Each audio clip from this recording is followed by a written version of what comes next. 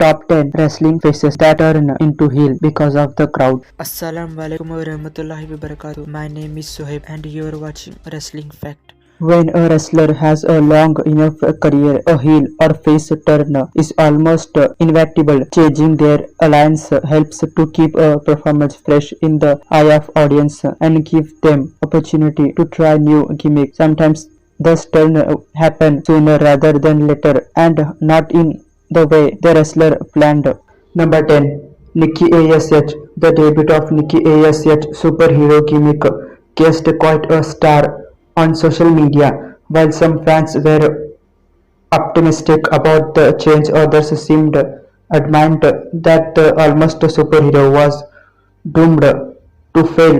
Dispute winning the Money in the Bank briefcase and the Raw Women's title, Nikki still couldn't get the audience to be 100% behind her.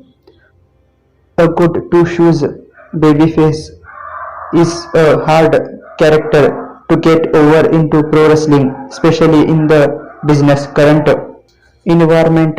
When Nikki ASH turned heel on her tag team partner, Rhea Ripley, she introduced a new spec to her character that added a lots of depth to her personality. Now she is a devotional anti-hero who's convinced that her actions are for the greater good no matter how heels they are.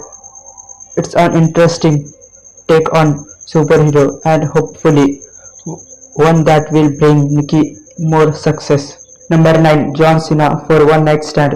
A few wrestling promotions have ever developed a fan base, a diehard fan, and developed as ECW. When ECW crowd didn't like a wrestler, they would become unbelievable hostile, no matter if the wrestler really had it coming. When WWE announced that Rob Van Dam would face John Cena at ECW one night stand in the Hammerstein Ballroom, they must we know what they are sending Cena into. Cena smartly adjusted his character and became more aroused to help build RVD and ECW as the underdog of the PPV. During the title match, Cena even tried to use the ropes to cheat.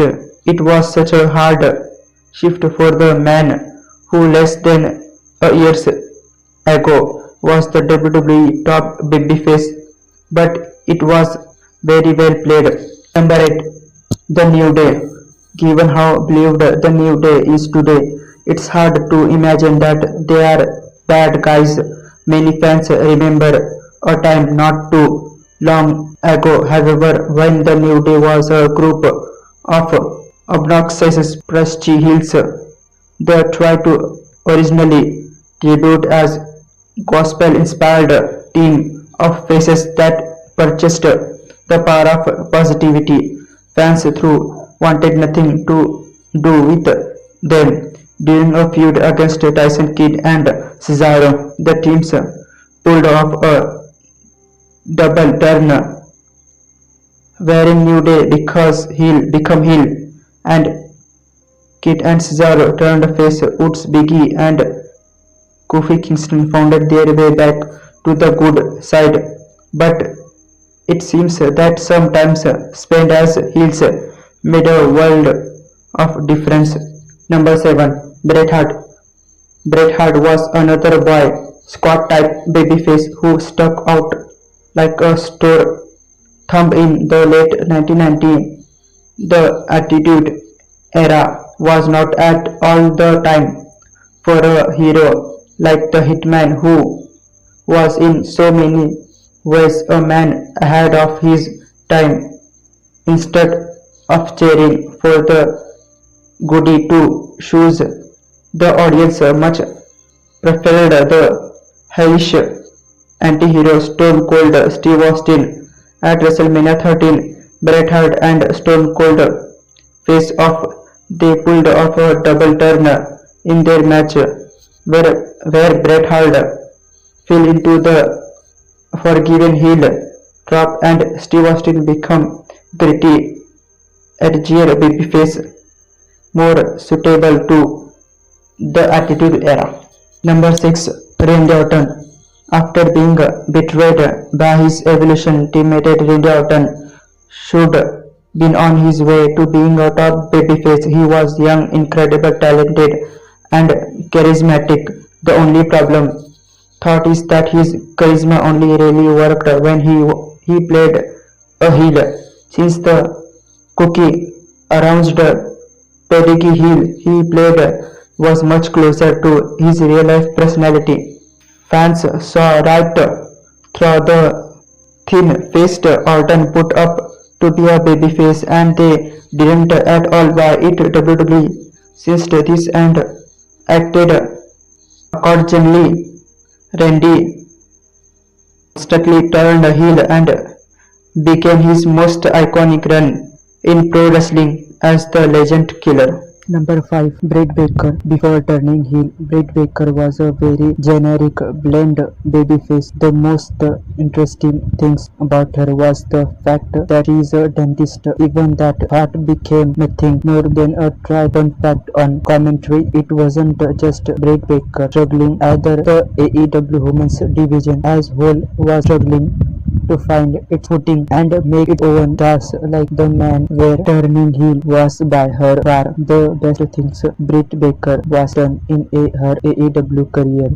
So far, it's given life to her character and has enabled her to explore a more brutal in-ring style. Without her heel turn, would we be nowhere near ready to be champion? Number 5. Britt Baker. Before turning heel, Britt Baker was a very generic blonde babyface. The most interesting things about her was the fact that she is a dentist. Even that part became nothing more than a dry fun fact on commentary. It wasn't just Britt Baker struggling either. The AEW women's division as whole was struggling to find its footing and make its own stars like the man where turning heel was by her far the best things Britt Baker was done in her Number 4.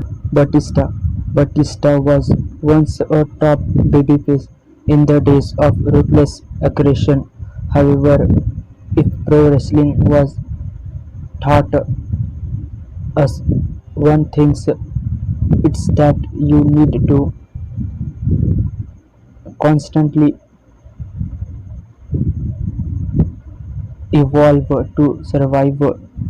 Sometimes this evolution means turning heel for the sake of giving rise to new, younger babyface.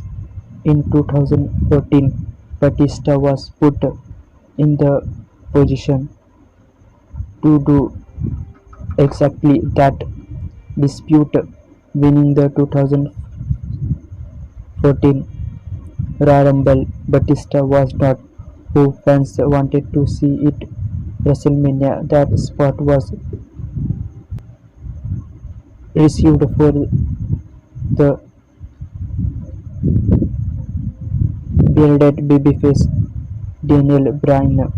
Batista's Royal Rumble win was met with a chorus of boos that all but forced WWE to turn him heel and give into the crowd's wishes of a Daniel Bryan title win at WrestleMania.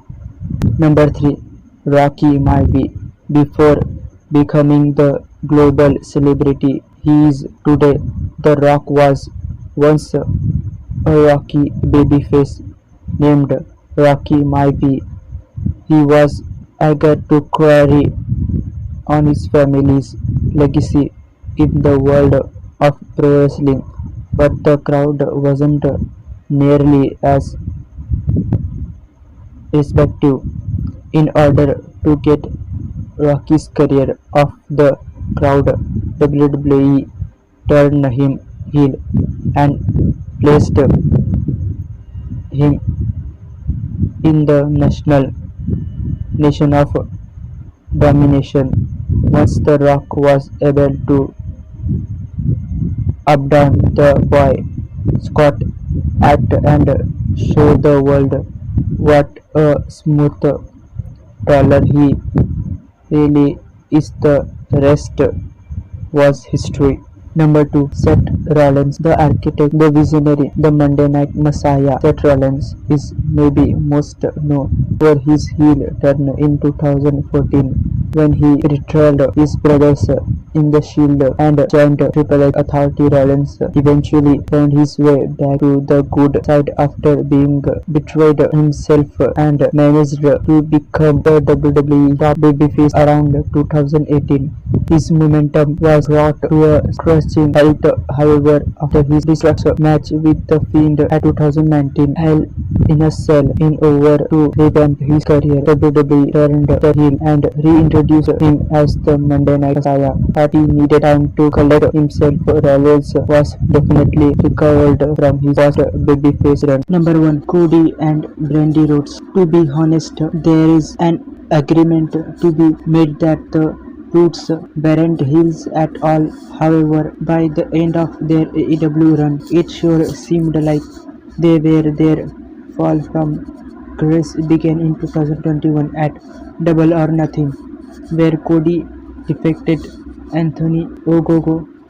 Much to the anger of many fans, Cody was seen as the new Triple H, who only thought to put himself over and bury all other talent. His over-the-top entrance and patriotic setting didn't help him win any figure either.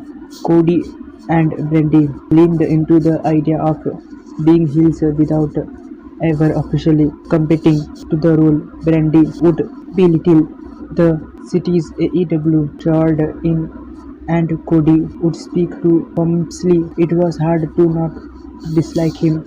In the end, the Roots seemed aware that the fans wanted them to turn heel, but their execution of that idea was a bad